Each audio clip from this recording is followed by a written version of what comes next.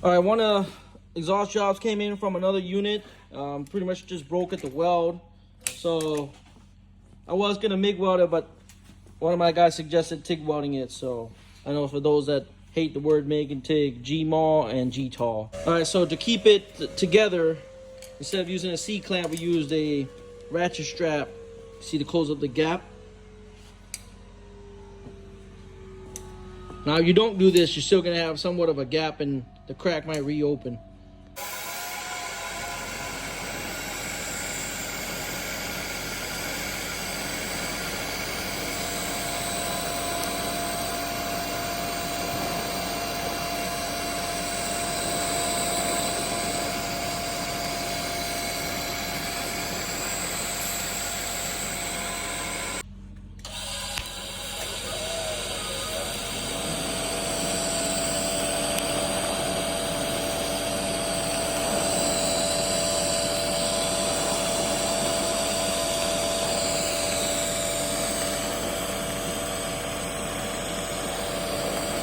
All right, it's all welded up and done.